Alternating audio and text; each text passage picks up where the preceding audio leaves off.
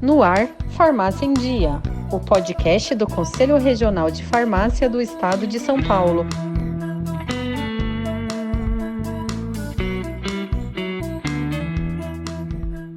A população do Brasil está cada vez mais velha. O último levantamento do IBGE apontou que entre 2012 e 2021, o número de pessoas abaixo de 30 anos de idade no país caiu, enquanto a parcela de pessoas com 60 anos ou mais cresceu 39,8% nesses 10 anos.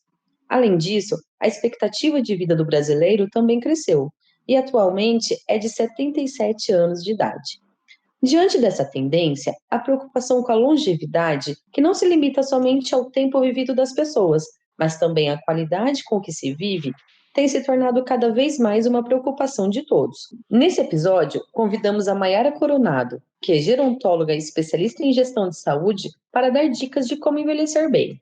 Maiara atua com cognição, gestão do cuidado, promoção da saúde, estimulação cognitiva, gestão de envelhecimento e até com a inclusão digital para o público de 60 a mais. Tem uma formação integral nos aspectos biopsicossocial sobre o processo de envelhecimento e também atua na velhice, trazendo sempre em foco a promoção de saúde, o bem-estar e a qualidade de vida. Olá, Maiara, tudo bem? Olá a todos, tudo bem? Muito obrigada pelo convite, é um prazer estar aqui. O prazer é todo nosso. Então vamos iniciar o nosso podcast Farmácia em Dia trazendo essas dicas tão valiosas relacionadas ao envelhecimento. Dica 1. Bom, a primeira dica, na verdade, uma informação, é que muitas pessoas associam estar envelhecendo apenas quando chega aos 60 anos. E, na verdade, a gente está envelhecendo o tempo todo, dia após dia, desde que a gente nasce, ou até mesmo se a gente for pensar desde a gestação, desde a fecundação, desde que a gente está na barriga da nossa mãe. E a importância da gente entender esse processo de envelhecimento que acontece ao longo da nossa vida é justamente a gente se preparar melhor para termos uma velhice com mais saúde, mais qualidade de vida, com mais dignidade. E para aqueles que já estão na fase da velhice, não pensem que é tarde começar a se cuidar, porque sempre é tempo para conseguir aí conquistar uma velhice melhor. Dica 2. Bom, a segunda dica, ou também informação, é a gente entender um pouco melhor o que é saúde. E muitas vezes a gente associa apenas a saúde física, fisiológica, que tem relação com o nosso corpo. E a Organização Mundial da Saúde traz uma definição que a saúde é um equilíbrio biopsicossocial, mais ou menos isso, né? Não vou lembrar a definição certinha agora, mas traz essa questão de como se fosse um equilíbrio físico, mental, espiritual, social, psicológico. Então, para a gente olhar para todas essas vertentes da nossa vida, porque cada aspecto vai influenciar na nossa saúde como um todo, na saúde global. Então, claro que é importante a gente pensar na saúde do nosso corpo, mas também a gente se preocupar e se atentar à nossa saúde mental, que é algo que está aí muito em alta, né? Muito importante, porque ultimamente as pessoas têm tido muitas questões relacionadas a isso, e, infelizmente, ainda existem muitos tabus para as pessoas cuidarem da questão da saúde mental. E também a saúde emocional, que envolve a saúde mental, e até mesmo a cognitiva, que envolve as nossas questões relacionadas à memória, atenção, linguagem. Então, essa questão de desafiar o nosso cérebro e também cuidar dessa questão. Então, para manter a saúde em dia, a gente tem que pensar em nós como um ser integral, que envolve todas essas questões biopsicossociais também e até financeira. Fazer exames periódicos, visitar os profissionais da saúde, realizar atividades físicas, buscar ter uma alimentação mais equilibrada, buscar fortalecer os laços sociais e de amizade, seja com nossos familiares, a nossa comunidade, os nossos amigos, porque todas essas questões vão fazer com que a gente tenha uma melhor saúde. Dica 3. Bom, a terceira dica que eu quero trazer é a questão do autocuidado. O autocuidado, né, a palavra já diz, nós mesmos cuidarmos de nós, termos essa responsabilidade de nos cuidarmos. É claro que dependemos de muitas questões relacionadas, por exemplo, aos sistemas de saúde, a gente sabe que não é fácil. Claro que temos o SUS, que é excelente, mas também tem as suas deficiências, e mesmo os planos de saúde ou a saúde particular, não depende exclusivamente de nós, mas uma grande parcela depende da gente. Se nós mesmos não tomarmos iniciativas para nos cuidarmos, vai ficar muito mais difícil a gente conseguir alcançar esses cuidados. Então, é importante a gente se responsabilizar, olhar para nós o quanto antes ao longo da vida. Então, muito se fala em prevenção, mas eu acredito que ainda pouco se aplica.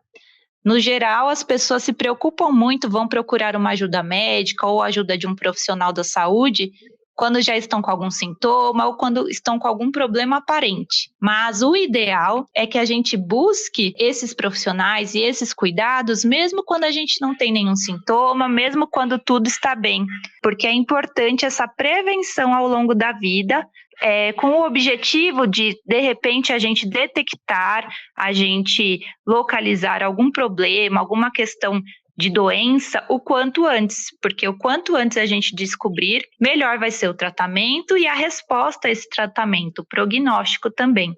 Então, por isso é tão importante o autocuidado, a gente ter essa consciência, a gente buscar ajuda, buscar o atendimento médico, atendimento de saúde, pensando na prevenção de doenças e pensando em envelhecer melhor. Dica 4. A dica número 4, como eu já falei um pouquinho, é a gente se atentar também à nossa saúde mental e saúde cognitiva. Mas como assim, né? Bom, a saúde mental, emocional, tem relação com os nossos sentimentos, com as nossas emoções, com os nossos pensamentos, e até é interessante a gente buscar até um profissional psicólogo, caso a gente perceba que estamos um pouco diferentes, nosso humor às vezes mais rebaixado com frequência, ou estamos com pensamentos muito preocupantes, ou estamos muito estressados, porque a saúde mental também impacta na saúde física, né? Acaba tendo uma resposta no corpo físico que vai impactar a saúde como um todo. Então, caso você perceba sentimentos de tristeza com frequência, de ansiedade, angústia, pensamentos distorcidos, é importante buscar ajuda tanto de um psiquiatra quanto de um psicólogo para fazer os ajustes necessários. Como eu falei também, ainda existe um grande tabu por trás dessas questões, muitas pessoas associam essas ajudas, esses apoios profissionais com algo relacionado muito à não normalidade, até, entre aspas, uma questão de que é só para loucos, mas isso é algo ultrapassado, a gente tem que rever esses conceitos e pensar que a saúde mental faz parte do nosso corpo e vai impactar na nossa saúde física também. Então, é super importante a gente se atentar a isso e buscar ajuda e fazer até psicoterapia, que ajuda no autoconhecimento e no fortalecimento interno. E, claro, se precisar tomar algum medicamento prescrito por um especialista como um psiquiatra e fazer o acompanhamento. É importante porque é como se fosse um remédio. As pessoas tomam, às vezes, remédios para hipertensão, para diabetes, então por que não a gente tratar depressão, ansiedade ou outros transtornos mentais? Tudo isso vai impactar na nossa qualidade de vida, tanto no presente quanto no futuro. E a saúde cognitiva também, geralmente muitas pessoas já mais maduras, idosas, costumam procurar algum auxílio quando estão com algum problema aparente, quando alguém fala: estou percebendo que você está esquecido, ou quando a própria pessoa acredita que está com problemas de memória, por exemplo. Mas o importante é a gente olhar para essa questão cognitiva ao longo da vida, procurando sempre fazer coisas diferentes, coisas novas, estimular o nosso cérebro, às vezes mudar um pouco a rotina, fazer novos caminhos, aprender um novo idioma, um novo instrumento, uma nova habilidade e, claro, né, fazer uma estimulação cognitiva para prevenir declínios cognitivos e até mesmo o aparecimento de demências. Dica 5. A dica número 5, como eu falei um pouquinho na introdução também, é essa importância da socialização, da amizade e da rede de apoio. Nós somos seres interdependentes, né? Não somos seres isolados que vivemos sozinhos. Nós sempre estamos precisando de uma outra pessoa, seja para uma coisa ou para outra. Então, por isso que é importante a gente procurar fortalecer os nossos laços de amizade com nossos familiares, com a nossa comunidade, para que a gente tenha esse apoio, tanto em situações boas, mas também nas situações difíceis e desafiadoras da nossa vida. E os estudos mostram que a socialização, principalmente na fase da velhice, né, que é o meu foco de atendimento, ela melhora muito também a nossa saúde, no geral, e a nossa saúde cognitiva, o nosso desempenho cognitivo. Por isso é tão importante a gente manter pessoas por perto e pessoas que nos façam bem, que de fato estão ao nosso lado. E a rede de apoio, então, é super importante para essas questões. E uma curiosidade é que, ao longo da vida, conforme a gente vai envelhecendo, pode ser que o nosso círculo de amizade, nosso círculo social reduza um pouco, mas a qualidade aumenta, a qualidade dessas relações. Porque conforme nós envelhecemos, nós vamos ficando mais seletivos e nós, então, selecionamos essas pessoas com quem queremos manter contato e manter por perto. Então, pessoal, mais importante do que quantidade de amigos ou de pessoas é a qualidade desses relacionamentos para nos trazer bem-estar. Dica 6. Bom, a dica número 6 é a importância dos nossos hábitos ao longo da vida, ao longo do processo de envelhecimento. Eu sei que é muito clichê, que a gente escuta muito sobre isso, muitas pessoas estão cansadas e acham que é besteira, mas os estudos também apontam, as pesquisas, o quanto os nossos hábitos de vida, o nosso estilo de vida interferem na nossa saúde e na nossa qualidade de vida. Então, é claro que pessoas que fazem atividade física com frequência, que mantenham uma alimentação mais equilibrada, mais balanceada, que mantém também laços de amizade, pessoas por perto, que cuidam da sua saúde como um todo, chegam na velhice com uma melhor qualidade. Claro que isso não é uma regra, né? Realizar essas ações, ter um estilo de vida melhor, não necessariamente vai ser uma garantia de que a gente não vai ter nenhuma doença na velhice. Mas é uma chance maior de que a gente viva melhor essa fase da vida. Então, o quanto antes a gente adotar, a gente melhorar os nossos hábitos, nosso estilo de vida, por exemplo, também evitando o tabaco, o fumo, outras drogas, o uso abusivo de álcool, melhor a chance da gente ter uma velhice com mais saúde, com mais bem-estar e com mais qualidade de vida. Então, entra também na questão da prevenção de doenças. Dica 7. A dica número 7 é para todos nós, de qualquer idade, mas principalmente pensando no público idoso, nos 60+, que é com relação à inclusão digital, ao letramento digital também, e a inserção das pessoas idosas nesse mundo. A gente cada vez mais estamos mais tecnológicos, vem os avanços, as modernidades, os aparelhos diferentes, as inúmeras possibilidades, e alguns idosos acompanham isso muito bem, né, vão envelhecendo e vão tendo acesso a essas questões, mas outros não, outros nunca tiveram acesso ao mundo digital e é tudo uma novidade. Então, é muito importante porque vai ajudar a manter a autonomia.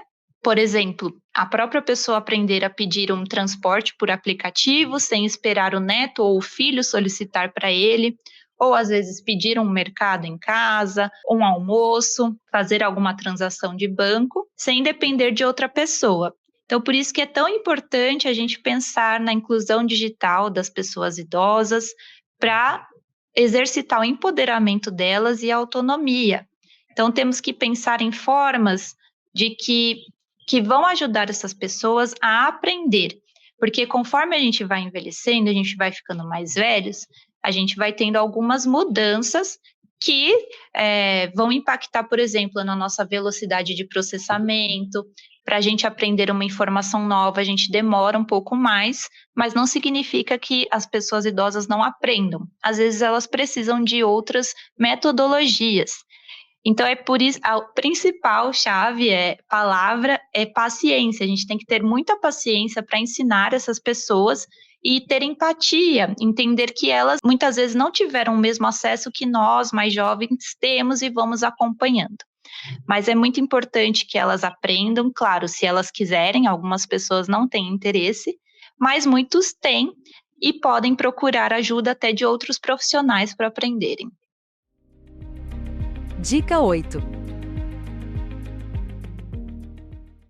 Uma dica que eu dou é você começar, pelo menos, a pensar como você quer viver a sua velhice e pensar que é importante ter uma reserva de emergência. Às vezes os jovens são muito imediatistas, não pensam no futuro, não pensam no amanhã e acabam não fazendo uma reserva ou planejando a sua própria velhice ou pensando em relação a isso.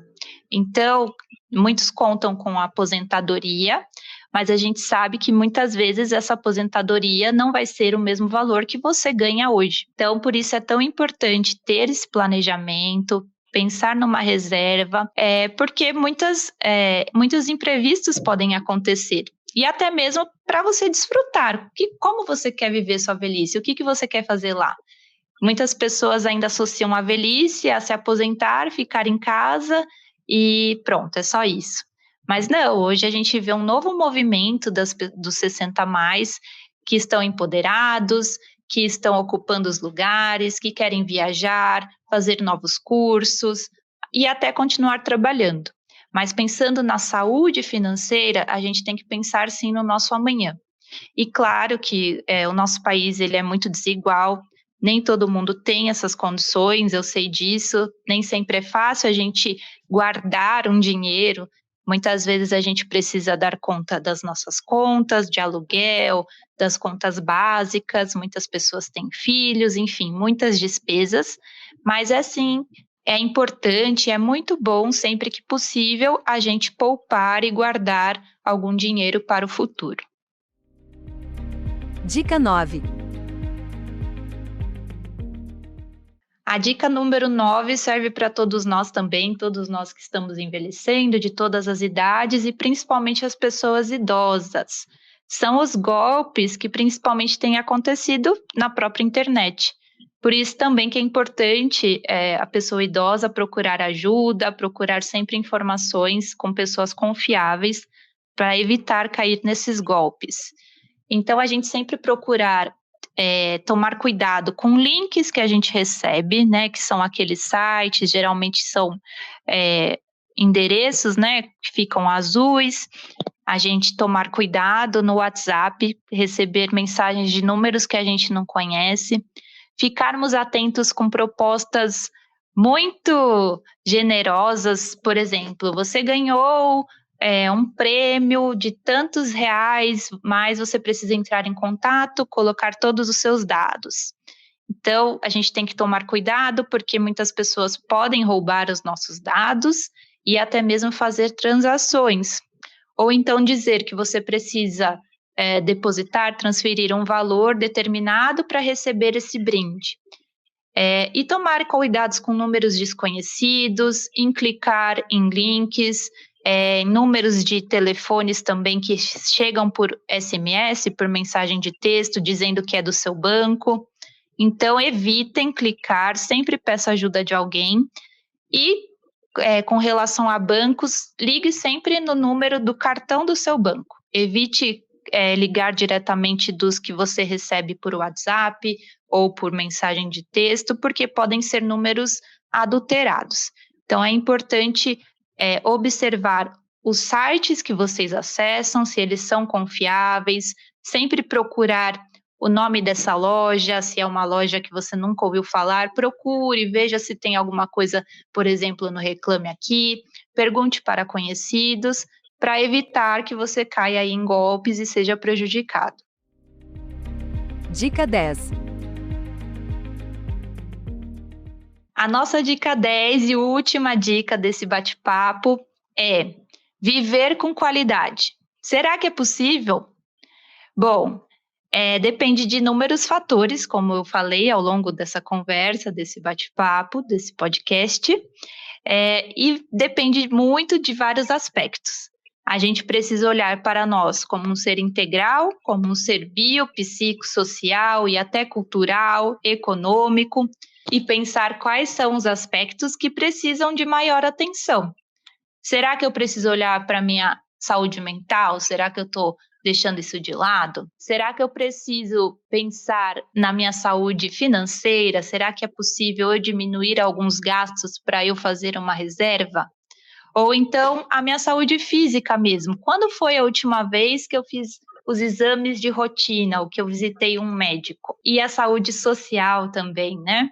Quando foi a última vez que eu saí com um amigo, com uma amiga, com alguém que eu gosto, para tomar um café, para fazer alguma atividade de lazer?